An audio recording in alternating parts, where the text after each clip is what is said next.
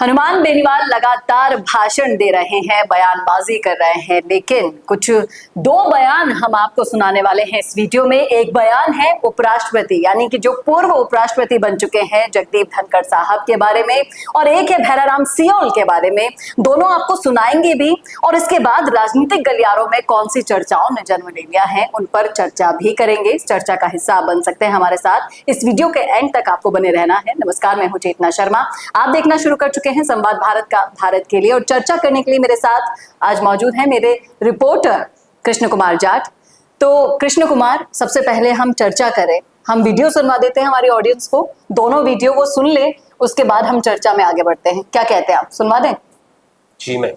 तो आप भी सुनिए वीडियो, फिर हम चर्चा करते हैं। हमने कहा धनखड़ साहब 1 महीने के अंदर अंदर बता दो कैसे हटाया आपको, डरा के हटाया, क्या बंदूक की नोक पर हटाया, या कमरे में डराया, या आपका कोई फोटो खींचे, क्या किया, ये देश जानना चाहता है।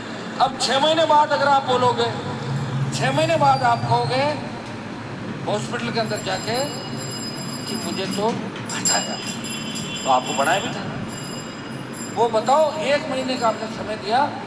अगर 1 महीने के अंदर जगदीप धनखड़ ये बता दे कि मुझे डरा के हटाया, हम दिल्ली को घेर लेंगे और दिल्ली की सरकार की गिगी बांध देंगे देश के। लेकिन वो दम बताने वाला दम तो चाहिए अगले के अंदर। लोग बता ही नहीं रहे। हम मरे हुए लोगों की कब तक करते रहेंगे, बताओ मुझे।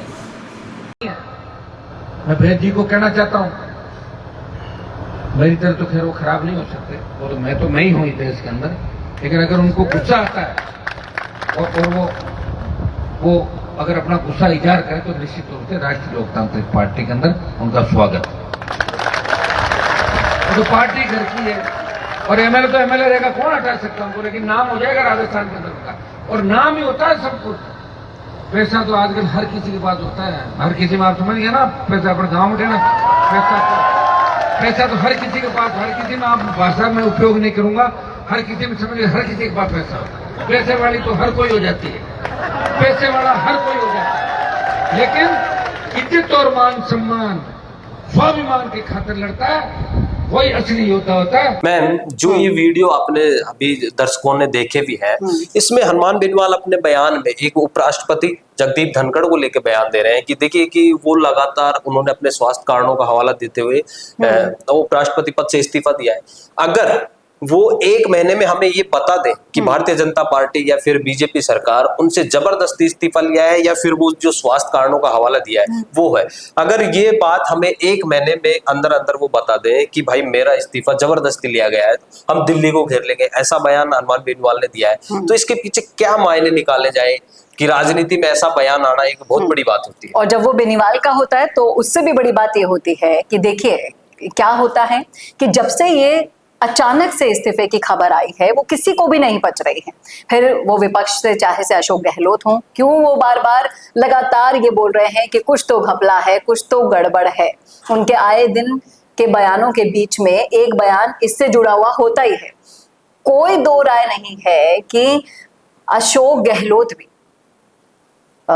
धनखड़ साहब को अपनी तरफ से अब करना चाहते हैं पेशकश चुनावों के लिए, या फिर आप अपने बेड़े में लेना चाहते हैं। ऐसी खबरें भी राजनीतिक गलियारों में चल रही हैं। अगर आप राजनीतिक विश्लेषकों को सुनेंगे तो उनके अकॉर्डिंग अशोक गहलोत भी धनखड़ को अपने पाले में करने की कोशिशें लगातार कर रहे हैं। इसीलिए वो इस खुलासे के पीछे भी पड़े हुए हैं कि कोई ना कोई कारण तो है, अचानक से इस्तीफा क्यों हुआ। दूसरी तरफ बात कर रहे हैं अभी हम हनुमान बेनीवाल की, तो हनुमान बेनीवाल ने ऐसा इसलिए कहा क्योंकि जब ये चुनाव होता है, जब हम वोट करते हैं, तो उसने अपनी जाति के इंसान को देखकर वोट किया। वो भी जाट जाति से आते हैं, हनुमान बेनीवाल जाट जाति से हैं, तो वो खुद कह रहे हैं कि जब मैंने बीजेपी ना देखकर अपने जाट जाति को सर्वोपरि रखकर वोट दिया, तो अब उनको लग रहा है कि मेरा वोट तो बेकार गया। अचानक से ऐसे इस्तीफा लेकर आपने हमारे वोटों को बेकार कर दिया। अगर धनखड़ साहब एक इशारा उनको कर दे तो वो दिल्ली जाम कर देंगे, लेकिन इशारा करने वाले में आपको नहीं लगता कि दम होना भी चाहिए? कहीं ना कहीं आपको नहीं लगता कि धनखड़ साहब भी गिल्ट में है? जो भी रीजन रहे वो आपके, हमारे दर्शकों के सबके सामने है कि कुछ ऐसे असंवैधानिक कदम उठाए जा रहे थे जो इस पद की गरिमा को चुनौती दे रहे थे, तभी ऐसा फैसला लिया गया। ना उन्हें फेयरवेल दिया गया। इस पर भी सवाल उठे थे बहुत, विपक्ष के पास तो मुद्दा आ गया था बैठे बिठाए। लेकिन सवाल ये है कि अगर हमने राजस्थान की राजनीति में जाटों के इतिहास के बारे में पढ़ा है, जाटों के नेताओं को देखा है, तो हम ये भी जानते हैं कि उनमें बिखराव कितना है। यहाँ हनुमान बेनीवाल उस बिखराव को दूर करने की कोशिश कर रहे हैं। वो ये नहीं देख रहे कि ये बीजेपी से अभी हैं, इस्तीफा देके गए हैं, या फिर भैराराम सियोल के साथ जो हुआ आपने हमने इस वीडियो में अभी दिखाया है और सबने देखा है कि किस तरीके से उनको अपमानित महसूस करवाया गया एयरपोर्ट पर। और उसके बाद वो खुलेआम चौड़े में कह रहे हैं कि सियोल साहब आप तो आरएलपी में आ जाओ, फिर हम देख लेंगे। तो आप समझ सकते हैं कि वो इस जाटों के बिखराव को कम करने की कोशिश कर रहे हैं। एक तरफ है हरीश चौधरी जो इस बिखराव को करके अपनी राजनीति को आगे बढ़ाते हैं, एक तरफ है हनुमान बेनीवाल जो इस बिखराव को कम करने की कोशिश कर रहे हैं, सिर्फ और सिर्फ इजाजत और क्लू का इशारा कर रहे हैं कि अगर एक क्लू भी मुझे मिल जाए ना तो धनखड़ साहब के लिए वो दिल्ली जाम कर देंगे। लेकिन धनखड़ साहब में इतनी हिम्मत होनी चाहिए उसके लिए। तो एक सवाल ये भी है, और मेरे को ऐसा लगता है कि हनुमान बेनीवाल जो भैरोराम सियोल है उनके बारे में इसलिए भी बोल रहे हैं क्योंकि जब 2018 के इलेक्शन हुए थे तो उन्होंने दिया मदेरणा की खूब मदद की थी, उनको विधानसभा में भेजा था। उसके बाद जब 2020 का मामला उठा सचिन पायलट और अशोक गहलोत के बीच, उसके बाद दिया मदेरणा जो कि हनुमान बेनीवाल के खिलाफ खूब अपनी बातें बोली, उन्होंने बयान भी दिए, जो अशोक पायलट तक वो पहुंच गई थी, वो अशोक गहलोत तक वो चली गई थी। तो एक ये बड़ी बात है क्योंकि वो चाहते थे कि दिया मदेरणा जो कि उस समय सचिन पायलट के साथ हनुमान बेनीवाल भी थे और जो कांग्रेस पार्टी के विधायक थे वो तो थे ही थे जी। और दिया मदेरणा अशोक गहलोत के पास जाने की वजह से वो उनसे थोड़ा नाराज थे कि देखिए दिव्या मदेरणा और बेनीवाल का 36 का आंकड़ा है, ये आपको हमको सभी को पता है, और कितने एक दूसरे को धुर विरोधी हैं ये हमें बताने जताने दिखाने की बिल्कुल भी जरूरत नहीं है। लेकिन जब बात आती है अपने खेमे को बढ़ाने की, मजबूत करने की, क्योंकि अभी हनुमान बेनीवाल उस पॉइंट पर बैठे हैं जहां उन्हें सिर्फ और सिर्फ आरएलपी को और खुद को मजबूत करना है।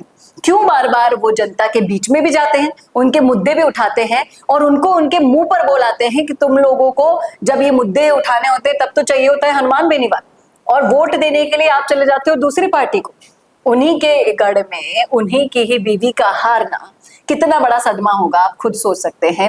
और इसके बाद से हनुमान बेनीवाल ने अपनी रणनीतियों में जो बदलाव किए हैं वो इस तरीके से हैं कि आप पिछले कुछ समय की अगर उनकी राजनीति को देखेंगे, समझेंगे, तो ये पाएंगे कि वो हर समाज के आंदोलनों में आपको बैठे दिखाई देंगे। सांसद होते हुए भी आपको कभी जयपुर के शहीद स्मारक पे दिखाई देंगे, तो कभी आपको झालावाड़ मुद्दे पर बोलते हुए दिखाई देंगे, तो कभी किसी रैली को संबोधित करते हुए दिखाई देंगे, सुनाई देंगे। इसके बाद आप ये सोच सकते हैं कि किस तरीके से वो अपनी इन चीजों को सच में बदलना चाहते हैं। अब तीसरा मोर्चा किसने ले लिया? राजकुमार रोत की पार्टी ने। तो वो जो जगह उनकी चली गई, खिसक गई है, उस जगह को वापस पाने के लिए वो अब कुछ ऐसे लोगों के ऊपर दाव खेल रहे हैं जो वाकई में उनको मजबूत कर सके और 2028 के चुनाव में उनकी जमीन को अच्छे से वापस कर सके। राजस्थान के जब विधानसभा चुनाव होंगे ना, तो इससे पिछले के चुनावों में ऐसा था कि बेनीवाल का खूब डंका बज रहा था, बोलबाला हो रहा था। कांग्रेस और बीजेपी कहीं ना कहीं अंदर से हिली हुई लग रही थी कि इस बार तीसरा मोर्चा हमारे गणित बिगाड़ सकता है, लेकिन ऐसा कुछ भी नहीं हुआ। जनता में जो क्रेज दिख रहा था वो वोटों में तब्दील नहीं हुआ, और उसका दुख बेनीवाल को कितना हुआ ये हम उनके आए दिन के हर भाषण में सुनते रहते हैं। तो कहीं ना कहीं उनकी अब जो नई रणनीति वो ये है कि जो चोट खाया हुआ नेता है ना, जल्दी से मेरे पास आ जाओ, मेरे को मजबूत कर दो, मेरी पार्टी को मजबूत कर दो। उन्हें अब इस रणनीति को अच्छे से समझकर आगे बढ़ना है, तभी ऐसे नेताओं को वो निमंत्रण दे रहे हैं। वो निमंत्रण तो पायलट को भी दे चुके, पर पायलट गए थोड़ी ना।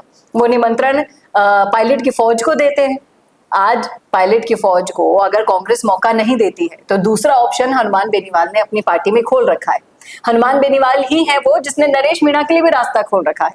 आप देखिए चौतरफा आरएलपी के चारों गेट उन्होंने खोल रखे हैं। कोई भी आए, लेकिन नेता ऐसा होना चाहिए जो आरएलपी को मजबूत करे और पार्टी को वापस से एंट्री दिला सके राजस्थान की राजनीति में। तो ये उनकी एक रणनीति का हिस्सा है। और एक मैम सबसे बड़ा सवाल ये भी है कि आपने कहा कि 2028 में वो अपनी मजबूत करने के लगे पार्टी हैं को पार्टी मजबूत को। करना चाहते हैं। परंतु सबसे बड़ी बात ये है, जिस प्रकार से उनको वोट तो मिल जाता जी। है, जैसे उनको 2018 के आसपास के चुनाव में उनको 20-22 लाख वोट मिले थे, पर सीट मिली थी उनको 3।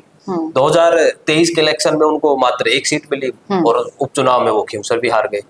अगर क्या ऐसा हो सकता है कि वो खासकर जैसे कि 8-10, देखिए 8-10 सीटों को वो चुने और उन्हीं के ऊपर मेहनत करें, उसके बाद वो जो वोट है जो उनके कम पड़ते हैं इन 8-10 कॉन्स्टिट्यूएंट इसमें विधानसभाओं में, कि किसी में 10,000 कम पड़ते हैं, किसी में 20,000 कम पड़ते हैं, उनको कैसे पूरा कर सकते हैं?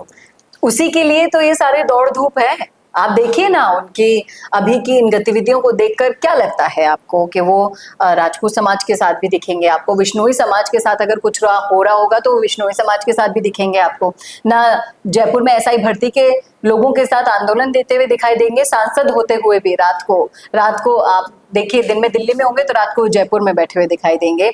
इसी के लिए तो दौड़ धूप है जो तुम अंतर बता रहे हो 10-20 हजार का। लेकिन सोचने वाली बात यह है कृष्ण कुमार कि अगर खिवसर में भी वो अभी जीते थे, मात्र 2-2.5 हजार वोटों का अंतर था जीत में ये अंतर बहुत ही कम है हनुमान बेनीवाल जैसे नेता के लिए।